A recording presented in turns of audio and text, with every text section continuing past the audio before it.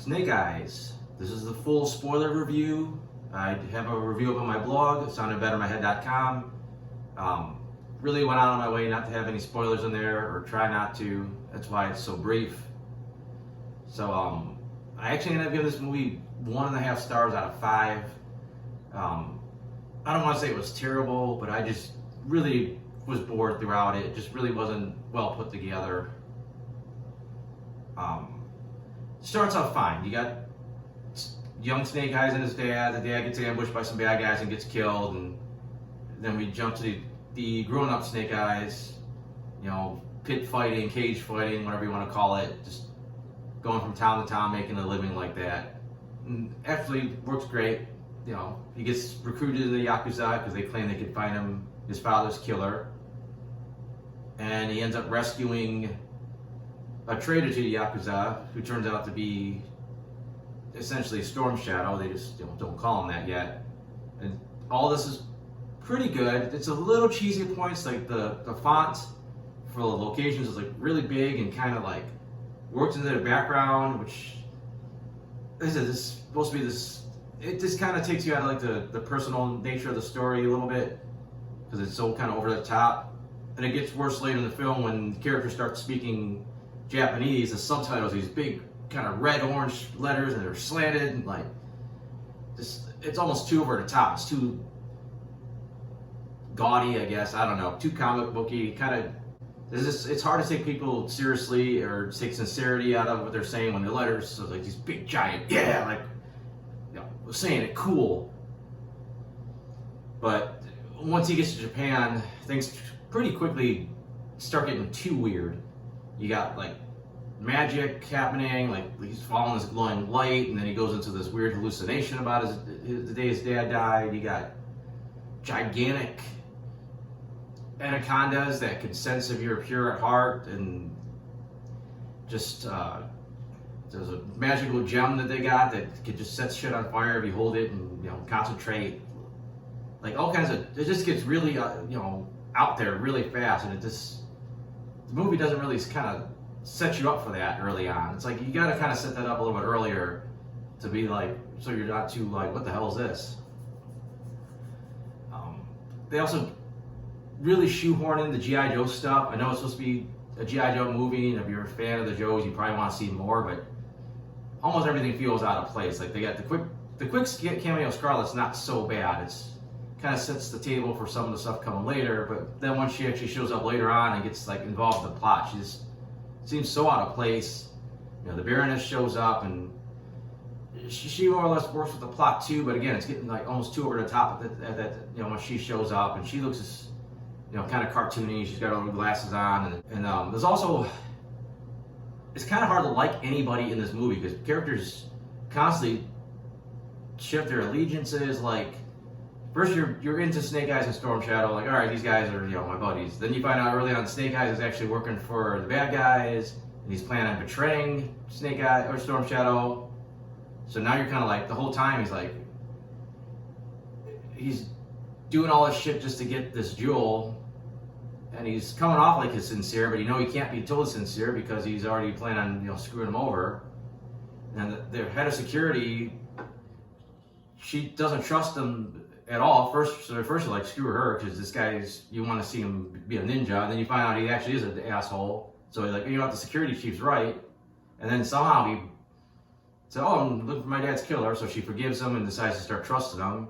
You know, she breaks the rules and saves his life from the snakes, which is just weird. Like I said, he really didn't deserve it.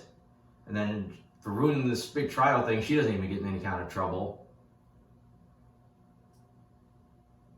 And then he screws everybody over. So he's really the bad guy. Even though he has a change of heart, he's like, you know what, I got my dad's killer. I realize I'm doing this for the wrong reasons. That they're all Cobra. I need to help my clan out.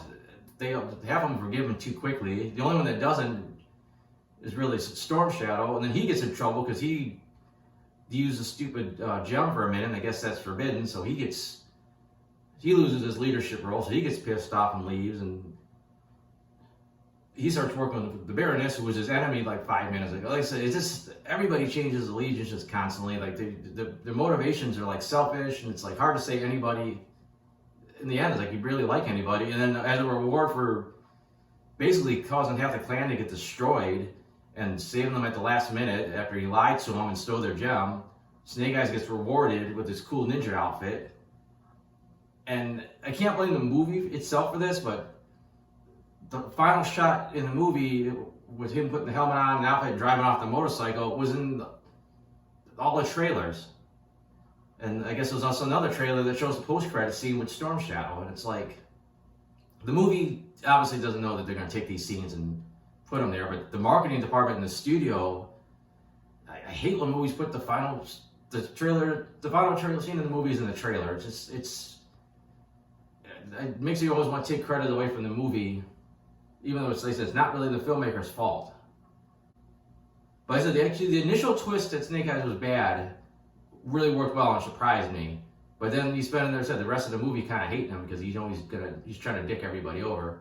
And as far as the way the rest of the movie looked, the CGI was mediocre. The giant anacondas looked passable. I mean, you could tell they were CG, but it wasn't like bad CG. And there's some other parts where people are doing like crazy jumps and flips where it's like, yeah, it's not real. And I think when the one that stands out is near the end where Snake Eyes is on his motorcycle, turns around and then jumps and flips and lands back on the motorcycle somehow, even though it should have been down the road past him, but it just looked really fake. All the main characters got plot armor like to the teeth. I mean, there's bullets flying everywhere. If you're random ninja number 7 or random Cobra guy, you're dying. But if you're one of the main characters, bullets don't touch you. You might get a little hurt, but you're fine. I mean, literally, the Baroness and Scarlet are shooting at each other with machine guns, and neither one gets even remotely close to getting hit. The fighting, the movie in general's got a lot of shaky cam, which is disorienting, but even especially on the fights, like you're in close and the camera's shaking and it's really close and it's hard to see what people are doing. They're throwing punches and swinging swords, and there's no blood because it's PG-13, so you're just guessing the guy got stabbed. He swings a sword at him, and it's I've been watching a lot of a little shout out to a YouTube channel, the Corridor Crew. They do the Stuntmen React, and you kind of start picking up on what makes a good fight scene and what doesn't. So now it's kind of in my head. So when I'm watching this real in-close, shaky cam stuff where you can't really see and there's a lot of cuts, you're basically ruining the fight scene, and you almost might not even, almost shouldn't even do it at that point. And it seems like the guys are talented enough that they have the skill to do a good fight scene in camera, but for whatever reason, the editing just was bad. I really got a ton else to say about the movie. I didn't really care for it. It was a little boring. I didn't really like any of the characters because, like I said, they all just kind of kept doing dumb shit. But that's all I really got. Like I said, I got other reviews on my blog. I got my comic strips. And that's all at soundedbettermyhead.com. And thanks for watching.